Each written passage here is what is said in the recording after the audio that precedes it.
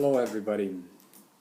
I feel like I, um, I I didn't complete the explanation uh, regarding my experiences, and so I've mentioned in the previous videos that I've went to the monastery and I've heard somebody that's like from the thin air say help everybody that help requires. So I want to clarify what that means, because because of this we can shine. I can guarantee you we can begin to shine, and perhaps that would shed some light that we're not really just what we think we are. That we are. That we really, that I guess Christ was somewhat of a real figure. So because basically his life is basically that was all. He just went around and he helped people. There was nothing else about him really that's key. The key to him is that he walked around and he helped everybody that required help. So when you come to this understanding, you begin to wonder how I can help people. And then so I started, Red Cross, blah, whatnot, and then you find out that you're in a nation which really has covered all its hungry, and that nobody's hungry in the street, and nobody's really in desperate need. And this is why the nation has to expand. This is why we're indifferent, because we actually cannot help people who are outside. We can pay taxes, which are usually used for buying weapons or for some social requirement, which is a good way to go, but also they're spent on various other aspects which we shouldn't support. So this is where the governments come in, and the change, and this change that has to occur. This change will not occur in my lifetime. I'm pretty sure. This is something that perhaps will stay on YouTube, so that somebody can see this in some who knows what kind of future, and can think, and can perhaps look at my books and see where this is explained. Basically, what we're doing is wrong. We're indifferent towards others because we're focused on only our family and a couple of the friends, and things, that are in our immediate surroundings, and which we take to be something that is worthy of care and of ourselves and of our attention. We don't care if some people in Asia die, or or in Africa if the babies die of hunger. We don't even care if corona, usually, like lately the coronavirus has been killing people. People are still complaining about wearing masks. I mean, this is complete indifference towards life. And this is unholy. This makes us unholy. Our indifference towards people who are in desperate need, who are dying of hunger, who are dying of disease, basically doctors which will not cure people who are sick just because they perhaps don't have money, operations which cost millions of dollars are still exist. We don't have the humanity. People have to understand that there is a punishment for our behavior. First of all, once they understood that there is a punishment for our behavior, this is what kind of and this whole story is just about avoiding pain. It's not even about the ecstasy of being holy, which exists.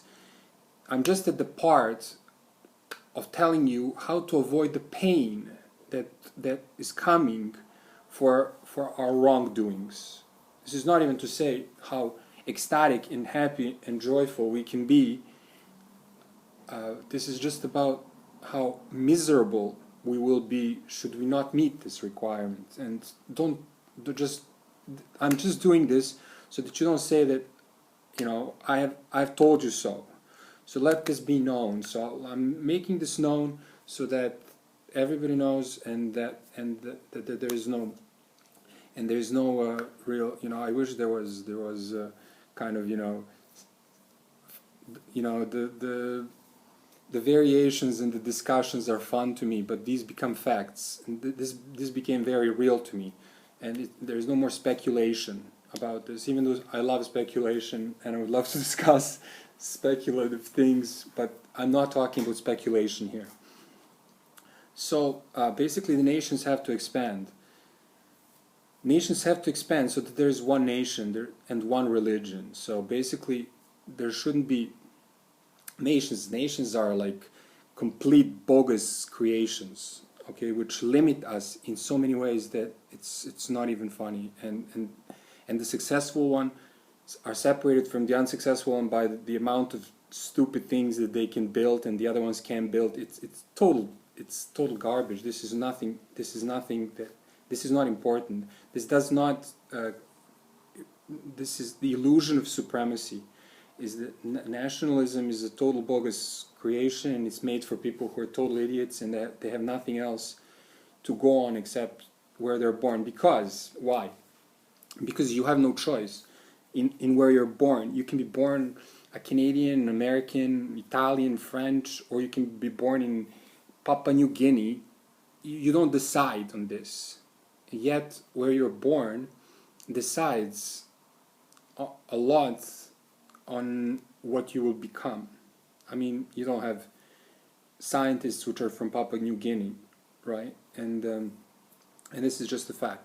So this is not right.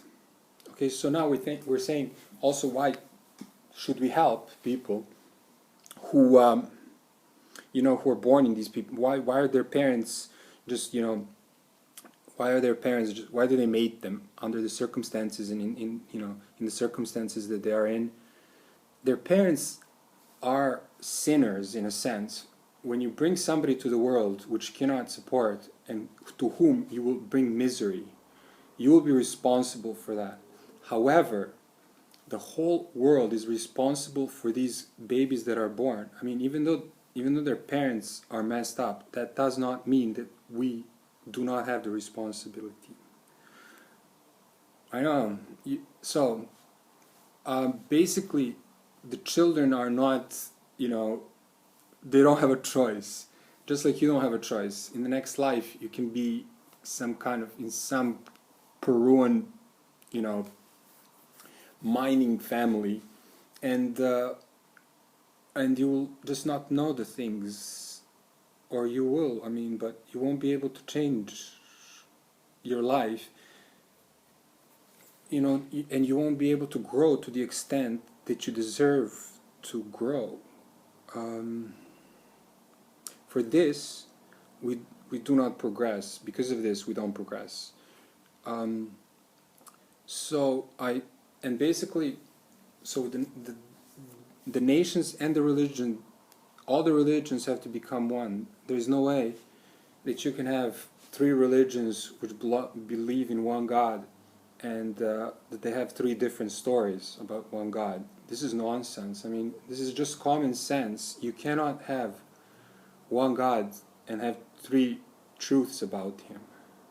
So every one of these have to kind of collapse parts to accept other parts and become one. Example, Muslims are, when it comes to waging war, obviously the Jewish and Muslim faiths are, Muslim faith became of a conqueror, of a person who waged war, Muhammad. So Jews, they have also very much connected. They're very connected. Abraham, this guy. They're very connected religions, even though they hate each other. So Christianity, with the Jews, this quest for money and for personal gain, this has to be taken out. This is not how it goes. Why is it not how it goes? Because you don't need this. This quest for money and this quest for just like inheritance within the family is unfair. It's unfair because like your people, your pupils, your children think that they have an advantage which they shouldn't have. I mean, there's no advantage. You gain the advantage through living, through becoming the person that you are, through doing the deeds and becoming becoming close to God, to connecting, synchronizing with Him, with His energy, and becoming understanding why we're here. And that is to avoid pain and suffering of others, to help in every and any way we can to avoid bringing pain and suffering to others. This is our purpose. There's nothing else for us. Not just us, but every living thing. We shouldn't. Everything that can feel pain is affected by pain in the way that God doesn't want. So this is how we're supposed to be, and this we're not, obviously, because within our family, see, this Jewish and religion is very very much oriented around the family, and to save your family is good. I mean, you should have family. God is not against family. It's just that family is not enough. There's too much emphasis on family being the most important thing. Family is just a part of it, but it's not everything. Family is not everything, because you're just doing so little by helping, or by saving, or by giving a lot, or everything that somebody requires to your daughter and to your son. You've basically just perhaps set up two people. Even perhaps you haven't set them up, because if you've given them too much, you turn them into something that they shouldn't be. This access is killing us. I mean, we're just becoming an excessive bunch of people who don't care about anything except ourselves. We're self-absorbed. We're wrong. So I mean, I'm just trying to explain in all the ways how we're wrong and how the system is set up to keep us wrong, so that even our children will live through the sins that we have lived through, just because we've set it up this way. It's almost impossible. It's almost impossible to be humane in the society which just selfishly cares for oneself. So in the nation, I mean, even though the nations have, certain nations have more good, characteristics than bad, none of them are perfect.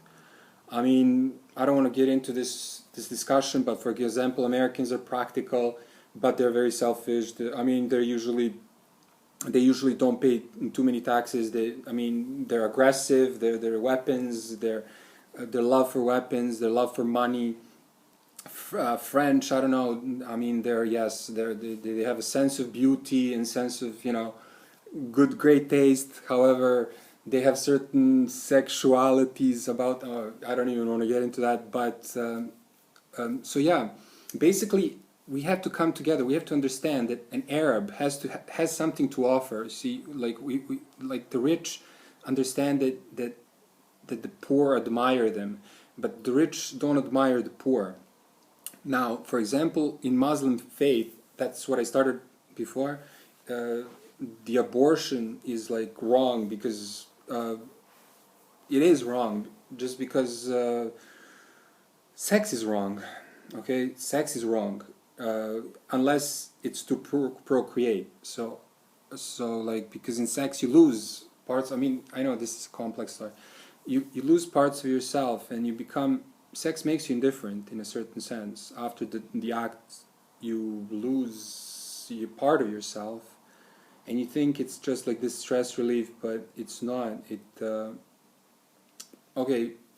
Yeah. Basically, I'll dedicate a whole. A different kind of, because I don't want to get into that. But for example, Muslims do have in their faith certain parts which should be kept, and so do the Jews, and so do the Christians. So and certain parts which have to be thrown out. For example, with Christianity, that the sin is very easily forgiven. Sin is not easily forgiven. People have to lose that notion that you can just go into a church and say, I'm sorry, for my sins, and give 200, whatever, put it in the pot, and that you're forgiven. This is not how it works. I found out that this is not how it works. I didn't thought I was guilty of anything. I thought I lived a pretty, fair life, and then when I found out about my sins and about the pain that my sins bring, I lost that notion. I was sure, because I felt it, Fools gotta feel it to believe it, as the song says, and I was the fool that had to feel it to believe it, and now I believe it. So I'm trying to make you believe it too, through this, but it's up to you, obviously. Free will. So, these religions have to come together, because the religions cause a major conflicts constantly. I mean, this shouldn't be, because God doesn't want us conflicted. So basically, we have to work together. I mean, this is the whole point. The whole point is that the whole world has to work together. Because otherwise we're indifferent, we're closed. Our borders close us within our little privileged sets, and we become little circles, which are social, collective unconsciousness basically dictates. So within these countries, you have to be a certain way in order to be accepted, and sometimes the ways are good. I mean, it does require certain elements of it are positive, but certain are negative, and so if you're not part of it, you become an outcast, which all the great people were, really, throughout history. They were outcasts. Jesus was an outcast. So to have the courage to be an outcast is, in this world, is really something that can propel you to actually see your maker. This is actually how it works. Yes, you have to be an outcast almost, but it doesn't have to be this way. This way. You see, this is why I'm saying this to you, because we can all be there. We can all feel this, and to feel this is to have no other need. Having Him is like something that you don't want anything. You don't really need anything else. You understand that He gives everything that you require, everything that you can dream of, and even better than your dreams. He actually can fulfill, if these dreams are if they're good. As Indians say, He has dreamt well. So if you've dreamt well, He will give you this, okay? And you will understand that you don't need anything else except for this. So that's why I'm trying to just kind of give you the notion of freedom, of helping others. And if you actually just kind of take this thought and say it, just say it, and be honest about it, you will see, you will start to shine. When you will become like, you will shine when you say that you want to help everybody else. Try this, and join me on this journey. This is incredible. I mean, and what else? So the borders have to disappear. We have to be inclined to help everybody that help requires, because all these migrations and all these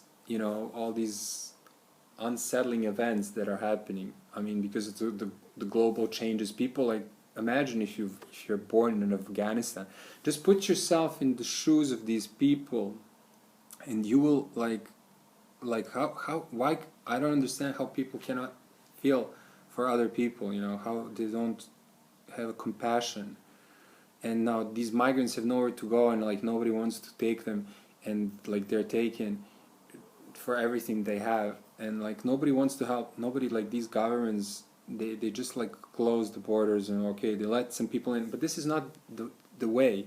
The way is to help other communities grow so that they don't have to come to you. Like nobody would come to like France and like whatever, like these places that you want to keep in this, you know, whatever heightened sense of superiority, if you had just the basics given to the people everywhere. If we can build like hospitals and schools like throughout the world and just like have them free of war. Aggression is an incredible sin against God.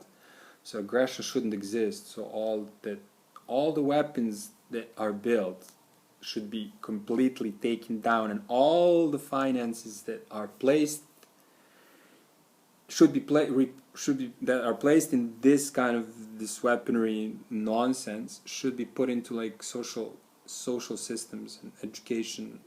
Obviously everybody knows this, but nobody's doing anything, and nothing will change, and our children and our grandchildren, I guarantee you, will suffer the sin of indifference because we failed to understand the simple fact that we're not here to kill each other and to be superior to one another, but to help one another. So I wanted to say a lot, perhaps I didn't, but that's all for this time. I hope you can understand me and you can believe me. We don't choose where we're born, and we're not born somewhere for a reason, and we don't deserve the agony or the privilege that we have on birth, and our luck that has looked upon us is to serve, to help others, so that nobody suffers for the reasons that, so that we can enjoy, all the nonsense, so that we, so that the attention on those who can spend is much greater than those who cannot spend. This is all bogus. Anyways, I've kind of tired myself out. So, one nation, one religion. This is the new world order.